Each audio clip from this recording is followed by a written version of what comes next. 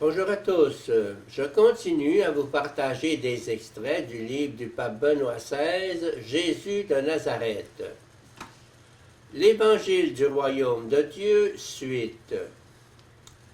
Il peut être utile d'examiner brièvement les différentes acceptions du mot royaume dans l'histoire de l'Église.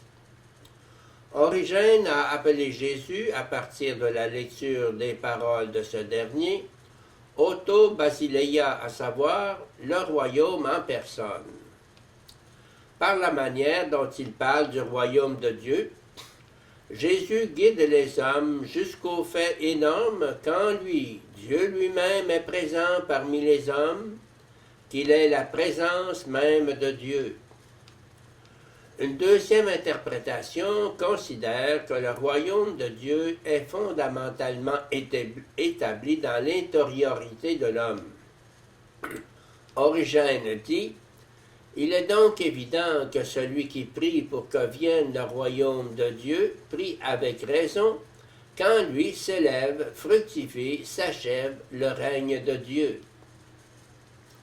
Si donc nous voulons que Dieu règne sur nous, que son royaume soit en nous, que jamais le péché ne règne dans notre corps mortel, Romains 6,12, le Seigneur se promènera en nous comme en un paradis spirituel, Genèse 3,8.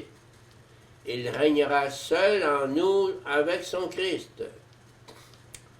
Une troisième dimension dans l'interprétation du royaume de Dieu est celle que l'on pourrait appeler ecclésiastique. Elle met en relation, sous différents aspects, le royaume de Dieu et l'Église, et elle établit entre les deux un rapport de plus ou moins grande proximité. Dans la théologie du 19e siècle et aussi du début du 20e siècle, on parlait volontiers de l'Église en tant que royaume de Dieu sur terre. L'Église était considérée comme la réalisation du royaume à l'intérieur de l'histoire.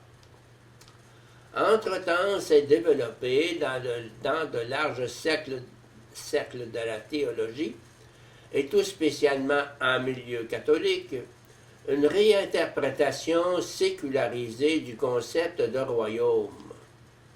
On a pu dire qu'avant le Concile régnait l'ecclésiocentrisme.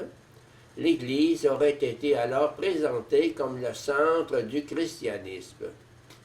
Puis on serait passé au christocentrisme, présentant le Christ comme le centre de tout, mais ajoute-t-on, non seulement l'Église divise, le Christ aussi, lui qui appartient au seul chrétien. Donc, du christocentrisme, on serait passé au théocentrisme, se rapprochant un peu plus de cette façon de la communauté des religions. Il faudrait donc à présent franchir le pas qui mène au régnocentrisme, au caractère central du royaume.